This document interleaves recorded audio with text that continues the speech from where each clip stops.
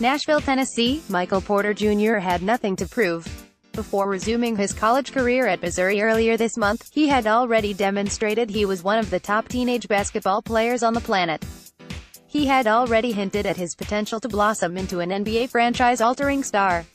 He was, in short, a sure thing. Porter Jr. garnered 5-star ratings from recruiting services, led his high school team to a 29-0 record and state championship, and was named the most valuable player of the McDonald's All-American game. Sports Illustrated projected him as the leading freshman scorer in the country, and the Southeastern Conference anointed him its preseason co-player of the year.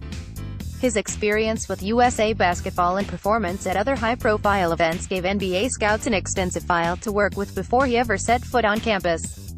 Porter Jr. probably could have sat out the season without worrying about falling out of the top 10 picks in the upcoming draft. Instead, there was Porter Jr. taking the floor last week in the second round of the SEC Tournament against Georgia. As Porter Jr. came off the bench to replace junior forward Kevin Puryear with less than 3 minutes off the clock, a pro-Tigers crowd at the Scott Trade Center in St.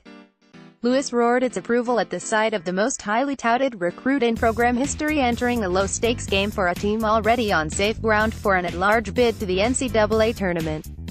Porter was removed less than 2 minutes into Missouri's season opener against Iowa State with what was initially thought to be a hip injury, and it was later announced that he would undergo spinal surgery, a procedure that was presumed to sideline him for the remainder of his freshman campaign. Fast forward to mid-March and the smooth-scoring, 3-and-D prototype drawing Kevin Durant comparisons was playing for Missouri again, but it wasn't exactly clear why. From an outsider's perspective, his 11th-hour return was as enigmatic as it was exciting. On Thursday, a day before the number 8 seed Tigers faced No.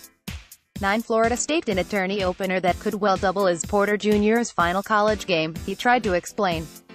Seated in the corner of a locker room here at Bridgestone Arena, Porter Jr. attracted a herd of reporters wide enough to effectively create a blockade around the entrance.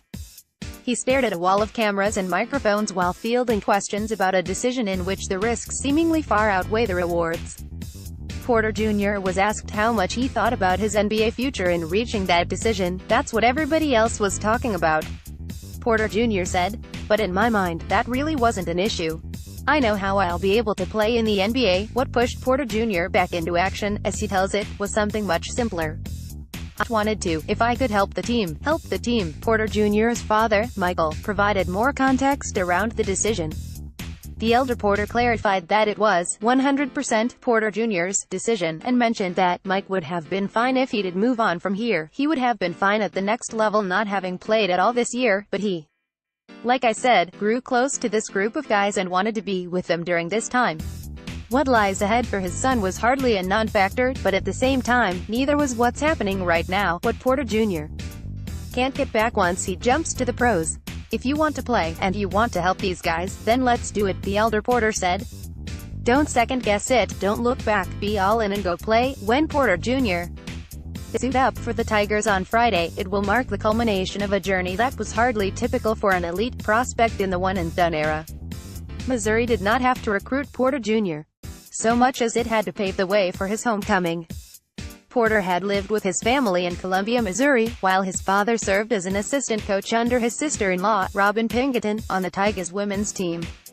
In May 2016, the elder Porter was hired to a position on the staff of then-Washington head coach Lorenzo Romar, Porter Jr.'s godfather. A move to Seattle followed, and Porter Jr. verbally committed to the Huskies that summer. The following spring, after Washington fired Romar, Porter Jr. was granted his release from the Huskies, and his father agreed to become an assistant for new Tigers head coach Cuonzo Martin. Porter Jr. announced the same week that he was headed to Missouri. In revealing his commitment to the Tigers, Porter Jr. exclaimed in a social media post, "Mizzou Nation, I'm coming home," and wrote that he and his teammates hoped to restore the atmosphere at Mizzou Arena.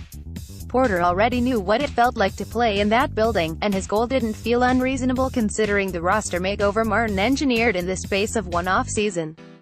In addition to adding Porter and his younger brother, Jonte, himself a top 25 player in the class of 2017, Martin added 2 other 4-star recruits, power forward Jeremiah Tillman and point guard Blake Harris, who has since transferred, and a coveted graduate transfer, Canisius's Cassius Robertson.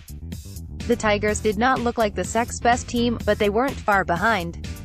the possibility of a Porter-fueled revival for a program that had spent the previous 3 seasons languishing in the high major cellar went up in flames less than a month into the season, as conflicting details about the nature of Porter Jr.'s injury trickled out in the days following the Tigers opener against Iowa State on November 21. The program provided clarity on the situation by announcing Porter Jr.